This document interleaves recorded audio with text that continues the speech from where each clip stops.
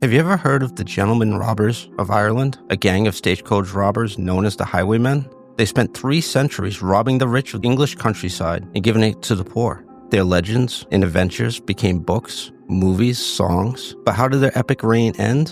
And how is it forever tied to New England? Join us as we explore these real-life Robin Hood characters. I am Chris. I'm Kathy. And I'm Sean. And this is Weirder After Dark.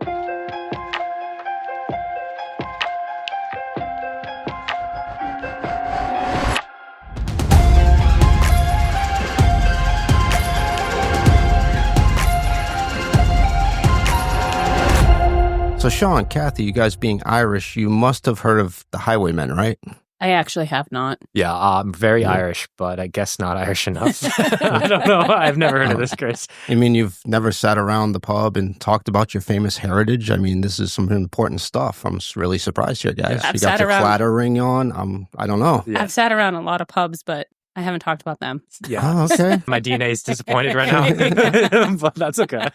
Well, by the end of this episode, I'm hoping that you guys will be able to share this story in pubs with pride. We're going to go down Tonight. to a local jazz scene right after this recording, or Murphy's even, whatever it's going to be. Murphy's, just be like, do we got a story for you? The bartenders already love us. Yeah. Who doesn't love us? Like, come on, the 3 of us in the crowd. Let's go. So think of the merry men from the Robin Hood tales meets the movie Ocean's 11, set in 1516 and early 17th century English countryside. That's pretty cool. Yeah, they're pretty badass. They're like real life movie characters. That's pretty dope. Do you know what I always wanted to be? Like medieval times? I don't know why. Like, I was like, I'd be a good archer. Just like shooting people with arrows from far away. I don't know. Like, that was just always an urge I had as a child. And one day I'm going to fulfill that. Anyways, continue, Chris.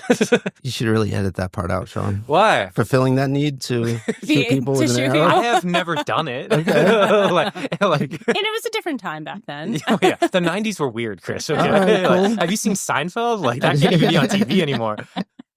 Nothing from the 90s can be on TV anymore. So today I want to tell you guys the story of the last highwaymen and how they were linked to our local area of New England. So in July of 1816, a 20-year-old Michael Martin was sitting in a bar in Ireland when a priest struck up a conversation with him. Something seemed off about this priest.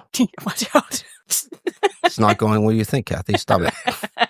He had expensive jewelry. He drank like a fish. Not a typical man of the cloth. But he kept buying Michael drinks, so he thought best not to question it. Are you sure it's not going where Kathy thinks It is not going where Kathy thinks it's going. You're sure? All right. They ended the night of heavy drinking with plans to meet up the next day for a mysterious job interview.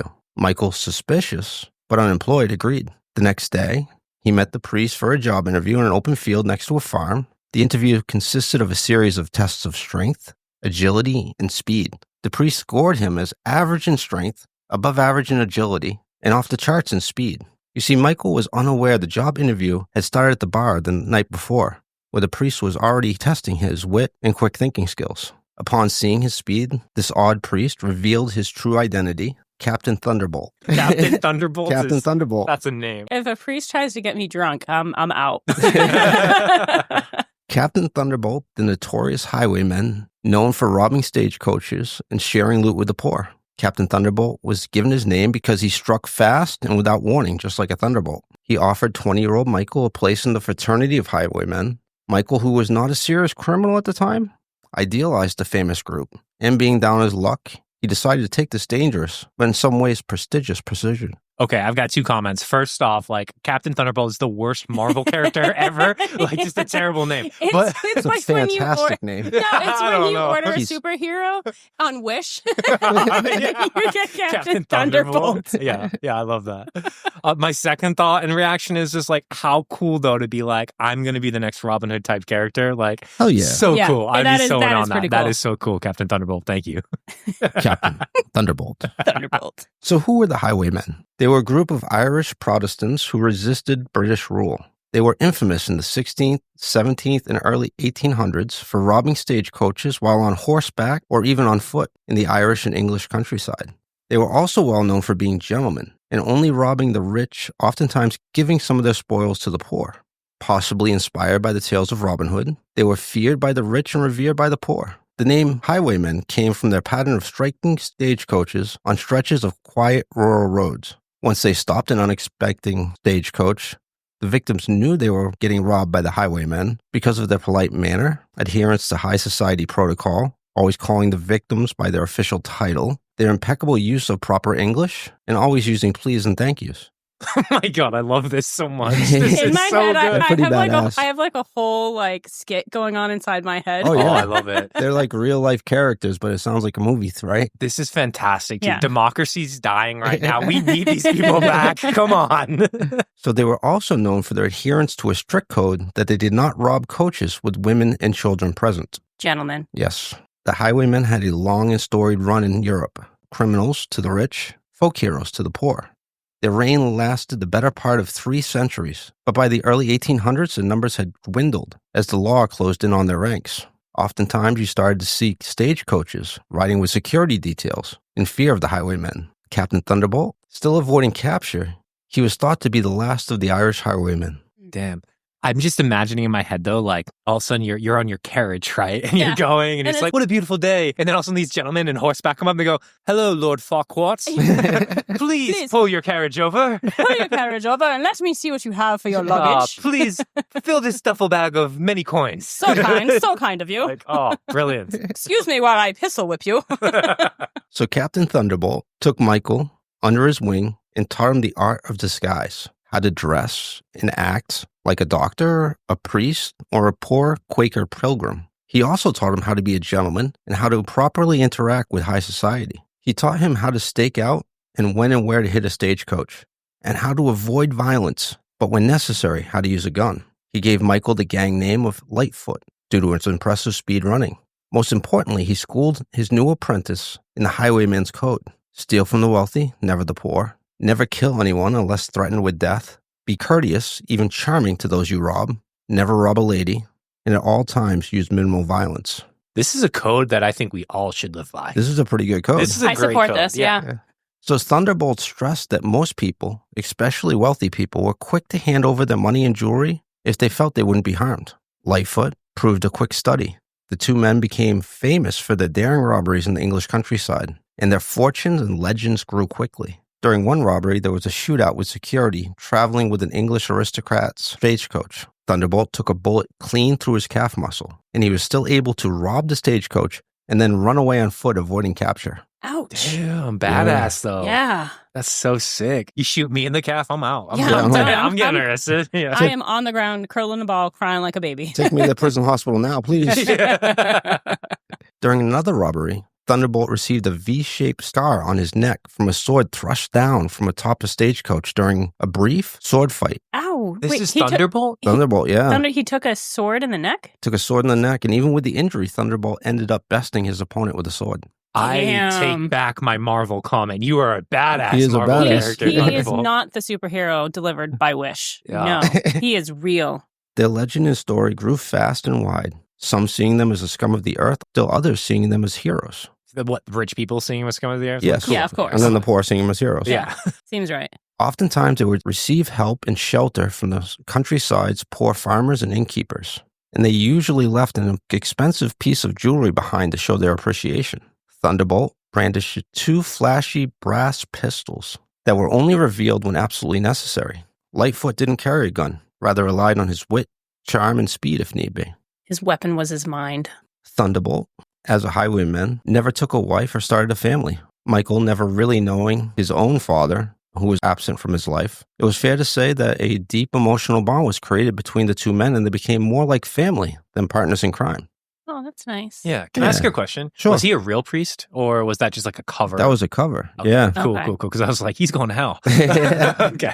So their story became so well known that a hefty bounty was put on their heads by the English crown. Finding people that they could trust to hide them was getting more difficult, with the law breathing down their necks and seeing everybody as a potential threat to turn them into authorities for the bounty. They decided to end their partnership and have to go to separate ways. Thunderbolt reported he was going legit and retiring to the West Indies. Lightfoot caught a boat for Boston, Massachusetts, and decided to try his luck in the New World. The infamous duo parted ways, never to see each other again, ending their reign of the last of the highwaymen in Europe. I like that term. I'm going legit. I'm just going to start I'm going throwing that legit. around. Yeah. They were like, Sean, you want to go out drinking tonight? I'm like, I'm going legit this weekend. Like, I really like that. Don't you work in banking? You should probably be careful throwing that term around. That's I'm going legit. I'm going legit. So Lightfoot's boat landed in Boston, and he traveled by foot to Salem, Massachusetts, where he did make an attempt to go straight and put his robbery days behind him. He worked as a bookkeeper for a time for Ellis Derby Jr., who was a wealthy merchant in the Asian trade routes. He soon received news from his brother that his father had passed away. Along with this news was $400, Lightfoot's inheritance from his father's estate. Lightfoot, going by Michael now, decided to double down on becoming an honest man and started a business brewing beer. After a year or so of trying his hand as a businessman, he realized he was not cut out for it and he fell seriously behind on his taxes. By early 1821, he found himself in serious debt and about to lose everything. Not having any other skills, he found himself taking up his old trade. Michael packed up his disguises and a revolver and resumed his career as a highwayman, now calling himself Captain Lightfoot, in honor of his old partner. Traveling up towards Montreal, he robbed stagecoaches as he went, spending the stolen money on fine food and in taverns. He would often stay with local farmers in small towns along the way. The people he stayed with often woke up to find Michael gone, but an expensive piece of jewelry or a large amount of cash was left behind. That's generous of him. Yeah. He spent some time in Montreal and then traveling back down through Vermont and New Hampshire, robbing his way through the upper New England states. He robbed a man in Boscawen, New Hampshire. Later, when talking to a reporter, he said he was a very large man. And if it came to blows, he didn't know if he would win, so he had to charm his way out of that one. He then robbed another man in Portsmouth on his way back to Massachusetts, reporting he enjoyed this exchange with the man from Portsmouth and complimented him on his manners and poise given the situation. So he robs people and then they compliment him? Yes, he complimented Well, him. he's high society. Yeah, he's, yeah, playing it off. okay. He's saying please and thank you. Yes, it's true. Like, It's true. Yeah, I mean, if you got robbed, would you stand on manners? I mean, I don't know if I got robbed and it was that. I mean, like, I'd be like, all in all, like, it wasn't a bad experience. Like, yeah. 3 out of 4 stars. Yeah. Once back in Massachusetts, Michael stole a horse in Salisbury and rode to Medford. On the road that night, he happened upon a coach carrying the mayor of Fitchburg, John Bray, and his wife. Michael knew it would be breaking the highwayman's code to rob a coach with a lady inside. And he knew that the coach was in an urban, crowded area and not on a desolate stretch of highway, breaking another one of his own rules. But the opportunity was too great for him to resist. No, don't break the code. Don't break the code. This That's is how you like get caught. some Dexter shit right now. Don't break your code. After all, a part of his business failing was his not being able to pay his taxes. And here was a chance to get back at the government that took his business away from him. Oh, no. It's turned revenge. This is where people get caught. Yep. This is it. He stopped the stagecoach, pointed the gun at Mayor Bray. Mayor Bray's wife clutched at her jewelry. Lightfoot, the gentleman, reassured her he would never rob a lady, almost appalled with the thought of her unvoiced accusation. The robbery went quick and quiet and without violence, just as he had planned. Only this time, the victims weren't on a desolate road miles from help. Rather, they were in a populated area. Word spread of the robbery instantly, and Michael found himself on the run. Trying to outrun the authorities, he fell from his horse and he dislocated his shoulder. Injured and on foot now, holding his dislocated arm in place, he was still somehow able to outrun the authorities. Finding a barn in Cambridge to hide in, he took off his suspenders, attached one end to a post, the other end to his wrist, then he jerked his arm as hard as he could to relocate his shoulder. Damn. Fuck. Yeah, That's intense. badass. Yeah, that is. Oof. The law on his trail, Michael had to keep running. He ran all the way to Springfield. Convinced he had shaken the authorities, he took shelter in a barn to rest. Exhausted and injured, he was unaware that the law was closing in. Him not being able to run anymore, he surrendered, and his infamous crime spree came to an end. Broke the code. You Yeah. can't break the code. Yeah. And I think it's funny. I just think it's funny that he's all like, he's completely appalled that the woman in the carriage is all scared and like, please don't rob me. He's like, why would I rob you? It's like, you've got a gun pointed at us. Look here, lovely madam. I would never touch a woman's fine jewels. You motherfucker, give me all the money you want. He was jailed in Cambridge while he was awaiting sentencing, but he first made one last escape attempt. He managed to swipe a file from a carpenter working in the jail. He was able to cut through his ankle chains. When the jailer entered his cell, Michael struck him with the heavy metal shackles, knocking him unconscious. He was able to get through the prison yard, but his escape ended with the 6 armed guards at the jailhouse gate, and he was returned to his cell. Okay. Michael Martin, a.k.a. Lightfoot, was hung to death in Cambridge, Massachusetts in December of 1821. It was said he walked to the gallows ahead of his jail guards and placed his own noose around his own neck. He then signaled to the hangman he was ready by dropping his handkerchief. The hangman complied. He was the first man sentenced under a new law calling for the death penalty for highway robberies. Oh, damn. What a cocky motherfucker. Yeah, he's pretty badass. He Yeah, is. he's That's just so like, cool. You're going to execute me, but I'm doing it. Yeah, he's like, most people, we got to walk down that aisle in handcuffs. And he's like, bitches, no, Yeah. I got I this. got this. Like, I'll put my own noose on. Come Yeah. on. Yeah, like, oh, badass. I So hope I could die gracefully one day. Like, I'd be crying.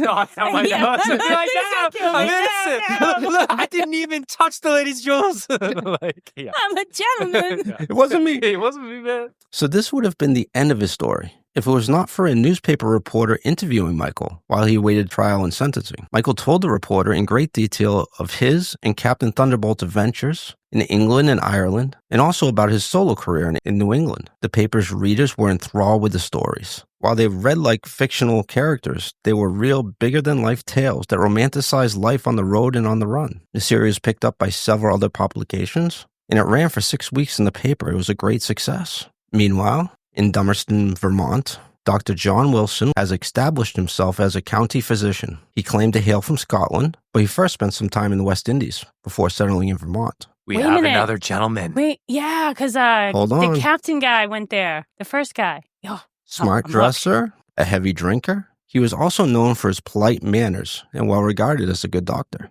I know where this is going. yeah, me too.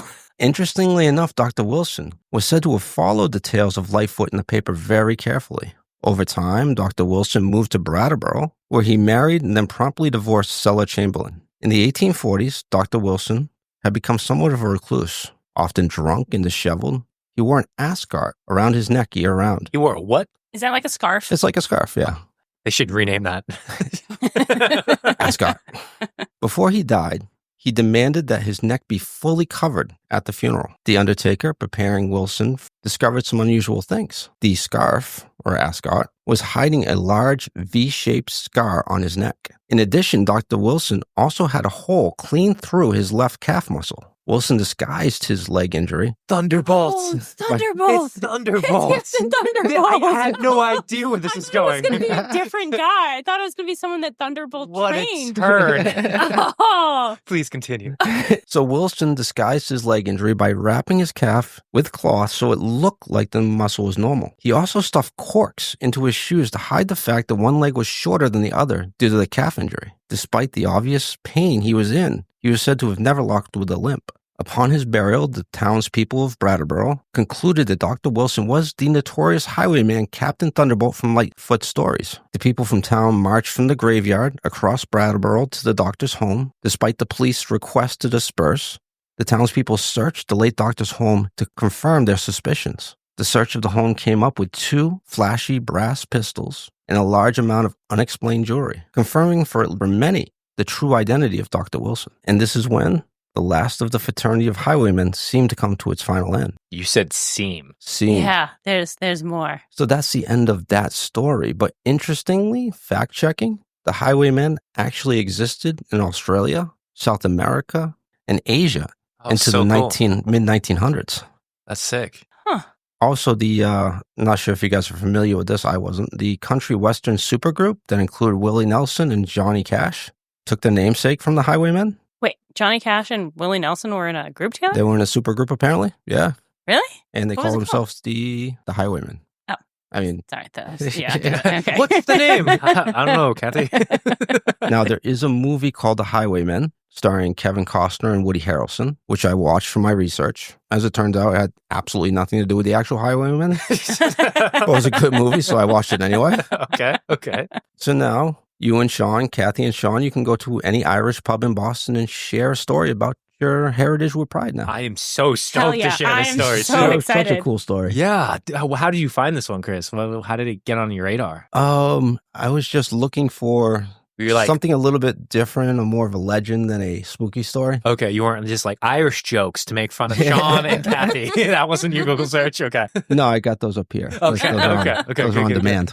Oh man, yeah, like what a cool story, and that twist at the end. Did not see that coming at all. Yeah, you both so cool. Both thought you figured it out. Until you got to the leg injury. I was wondering why you were smiling. So you're like, yeah, okay, calm down. We'll get there. He's like, simmer down. Oh, so good, so good. Yeah. I thought for sure that it was going to be someone that Captain Thunderbolt had like trained when they went their separate ways. Yeah. But to find out it was him. Yeah. Last weekend, Chris was trying to sell me on like if I ever got like a tattoo sleeve to do it on like Weirder After Dark episodes. Oh, and now I'm like, Captain Thunderbolt. That's going to be up on the arm. That's definitely going to be your next tattoo. Yeah. Captain Thunderbolt. So good. So good. You just get it like straight across the chest. Tramp stamp big block letters. Oh gosh, Chris, that was good. So good. Yeah, this might be one of my favorite stories that we shared so far. Yeah, you guys could be my Lightfoot to my Captain Thunderbolt anytime. I'm not calling you Captain Thunderbolt. We're gonna go out to dinner later and be like, and Captain Thunderbolt needs a beer. Listen, Lightfoot. Well, Chris, thank you so much for sharing that story. That was freaking awesome. Definitely appreciate it. And gang, we hope you enjoyed this story as well. And if you did, just make sure you take a second, you visit our Instagram. Chris will be going ahead and dropping some photos that are going to support this awesome story. And we also want to let you know that it's not just Instagram where you can go ahead and find us and interact with us. We are building some communities. And what that means is you can visit us on Reddit as well as Facebook. And again, that is at Weirder After Dark. And we are always on the hunt for your stories. So if you have been visited by Captain Thunderbolt, is he there holding you up? If not, maybe we'll hold you up for your stories. Send them to us. And you can send those stories to thegang@weirderafterdark.com. And remember, it always gets a little weirder after dark. Bye. Thank you, guys.